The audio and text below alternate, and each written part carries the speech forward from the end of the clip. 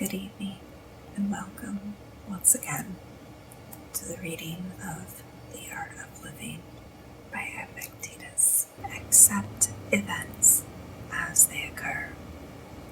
Don't demand or expect that events happen as you would wish them to. Accept events as they actually happen. That way, peace is possible. Your will is always within your power. Nothing truly stops you. Nothing truly holds you back. For your own will is always within your control. Sickness may challenge your body, but are you merely your body? Lameness may impede your legs, but you are not merely your legs. Your will is bigger than your legs. You will needn't be affected by an incident unless you let it. Remember this with everything that happens to you. Make full use of what happens to you. Every difficulty in life presents us with an opportunity to turn inward and to invoke our own submerged inner resources. The trials we endure can and should introduce us to our strengths. Prudent people look beyond the incident itself and seek to form the habit of putting it to good use. On the occasion of an accidental event, don't just react in a haphazard fashion. Remember to turn inward and ask what resources you have for dealing with it. Dig deeply. You possess strengths you might not realize you have. Find the right one. Use it.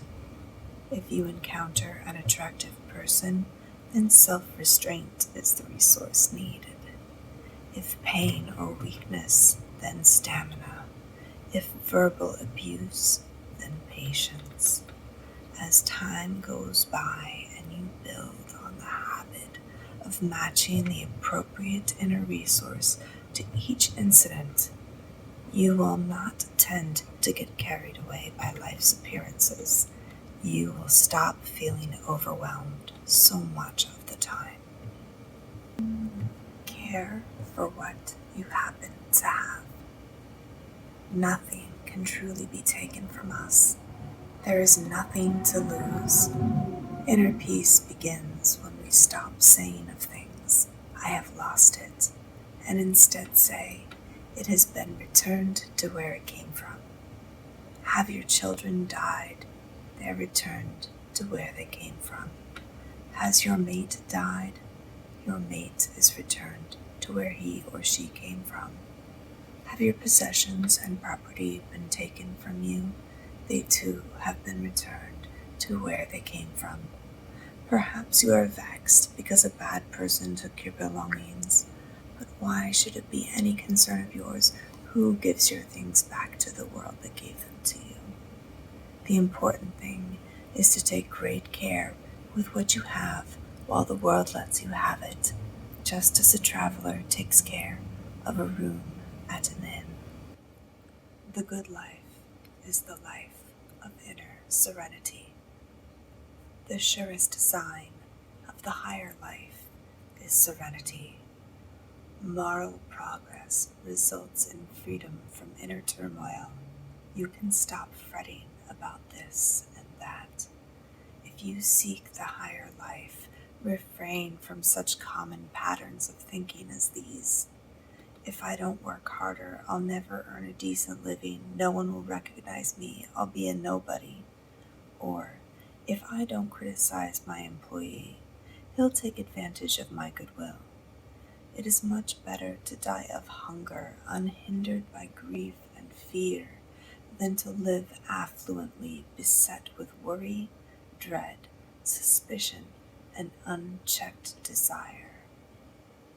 Beginning at once a program of self-mastery but start modestly with the little things that bother you. Has your child spilled something? Have you misplaced your wallet? Say to yourself, coping calmly with this inconvenience is the price I pay for my inner serenity, for freedom from perturbances.